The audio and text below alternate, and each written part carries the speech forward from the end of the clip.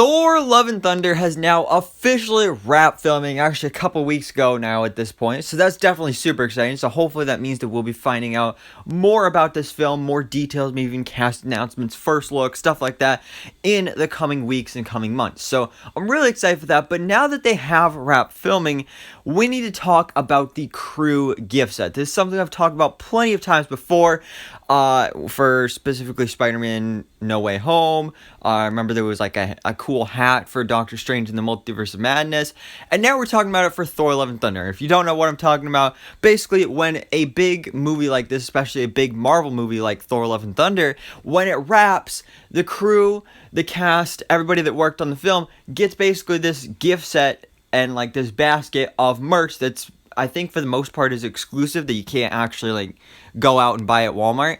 So it's like a thank you gift in a way. So they usually do this. We've seen it in the past couple months a lot with these big Marvel movies, and now some new merch from Thor: Love and Thunder has leaked its way online via some photos and reveals some pretty interesting stuff. Like, first of all, this t-shirt design with Thor on it, who, first of all, looks great. I mean, we've seen the set photos. Look at the size of Chris Hemsworth's arms. But it just looks so cool. It looks so, like, 80s, 90s. That's just the vibe I'm getting from this. And that's definitely the vibe I'm getting from this whole movie, is that it's just very, like, retro. It's like a retro rock and roll or something. So that's awesome. Plus, the design itself is just awesome with, like, all the lightning around, and Stormbreaker looks great. But what I want to specifically talk about is his shirt, which at first is actually kind of hard to tell that he is wearing a shirt, but yes, he is. It just happens to be the same color as his skin.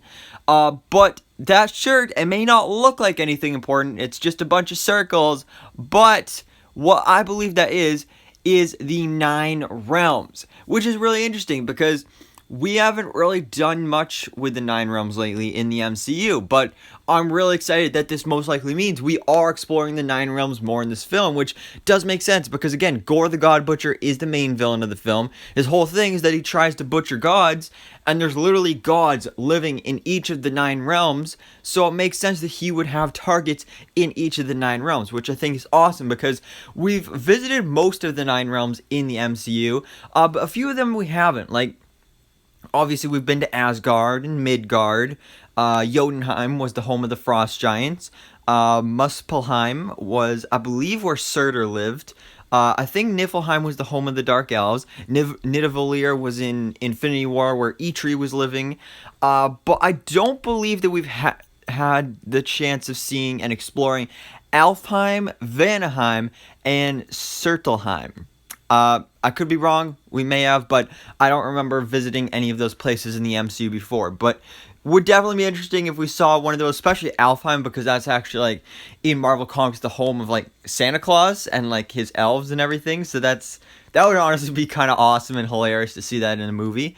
But yeah, definitely interesting, and definitely, again, gets me more excited that we're going to be exploring more of the 9 realms in Thor: Love and Thunder. But the other t-shirt design that probably reveals even more is this one. As you can see, it reveals some big stuff here. It reveals the suits for our main 3 characters in this film. I guess we'll go from right to left because I guess that's least exciting to most exciting. So we'll start off with Valkyrie. So doesn't really look like a huge change for her. She's definitely wearing some new armor, but definitely looks like it's maybe like some blue pants, the white and golden armor up top, and the blue cape. So it's different than what she wore in Ragnarok and Endgame, but still keeping in with that comics accurate design. So that's great. Then we have Thor standing tall in the middle there. He looks great. At first, when we found out he was getting the long hair back in this movie, I was a little hesitant, like, oh, I really liked him with the short hair, but he looks great here, especially with Stormbreaker on his back. He's got the big red cape. I love the hints of gold throughout. It definitely looks like classic Thor from the beginning of the MCU, but with a major upgrade. Again, look at the size of those muscles. But really the big thing here that we're here to talk about is Jane Foster's Thor. Because that's one of the big plot points of this movie, is that Jane Foster is making her return to the MCU. She's got cancer, and she is going to be able to lift Mjolnir and gain the power of Thor. and she looks so awesome here. She looks just like she does in the comics. I love the helmet, love the suit, love the cape, plus she has Mjolnir. That's right, she does have Mjolnir, but the question is, how does she have Mjolnir? Where did Mjolnir come from? Because, obviously, Mjolnir was destroyed by Hela in Thor Ragnarok, and then the other version we had on this sacred timeline, you know, using some Loki logic here, was in Avengers Endgame that Captain America was using, but he took that back in his time travel journey and most likely put that back where he got it from.